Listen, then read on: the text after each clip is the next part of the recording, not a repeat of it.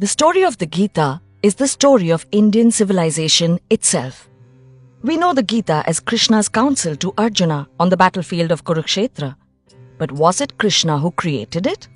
Or was it poet Vedvyas who was speaking the truth of the universe through Krishna? Does Sanjaya, who told blind King Dhritarashtra all that he saw happening in a faraway battlefield, deserve any less credit? What about all the poets and philosophers who sang, recited, wrote down or translated the Gita for people like us? This is their story, the story of the Gita. Right before the final confrontation between the Pandavas and the Kauravas, Krishna, who is the universe personified, rescues Arjuna from paralyzing doubt by giving him the essence of Vedic thought, the Bhagwad Gita. Vyas told the story of the Mahabharata to his disciple Vaishampayan, who told it to Romaharshan, who told it to Sauti, who told it to Shaunaka in the Naimish forest. 4,000 years ago, the rishis of Aryavarta composed the Rig Veda. In it, they praised the sun, the moon and the planets. They paid homage to the forces that hold the universe together. In the centuries that followed, the Yajurveda spoke of rituals with which mortals might call upon the gods and praise them. After that, the Upanishads shifted the focus from the celestial to the human. Brahman, that which unites all beings, the song that vibrates and flows through all that exists, is shown to be a universal mind. Over centuries, after much debate and disagreement between monks, the Vedanta came to the people at last.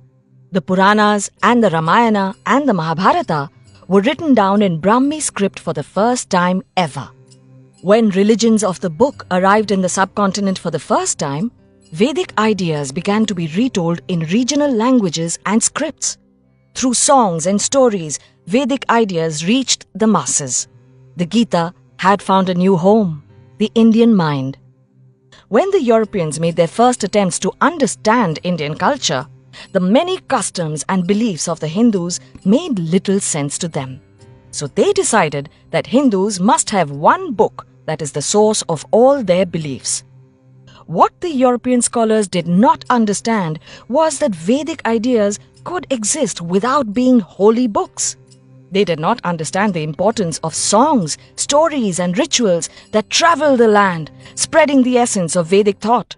Also, the Bhagavad Gita is not the only Gita.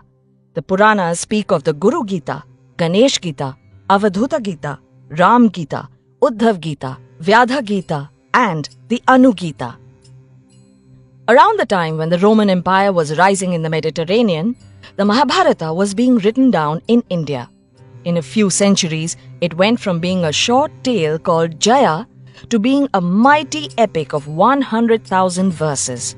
And at its heart, there was the Bhagwad Gita, a book that has been called God's gift to Arjuna. Philosopher Adi Shankara saw in Gita the oneness of divinity and humanity. Ramanuj and Madhav found in the Gita the difference between the human and the divine.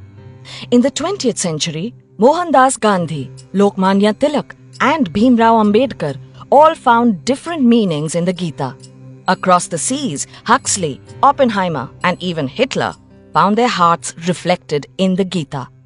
There are as many avatars of the Gita as there are minds that it has touched. While it has lived for long and meant many things to many people, the Gita's message remains as simple as it was when the rishis first contemplated the Vedas. Our world is one of infinite variety and change. Life does not last, neither does death. We see the world as we are. We create meaning by giving shape to emptiness and by creating boundaries to contain the infinite. We create friends and enemies. We create right and wrong. We create our own truth and we let it define us. There are 3 paths that can help us find our way in this world. Karma Yoga, the path of action and acceptance. Bhakti Yoga, the path of devotion and surrender. And Jnana Yoga, the path of knowledge and understanding. When we understand the other person, we understand the universe. That is and has always been the way the world works. Inspired by Devdutt Pattanayak's writings.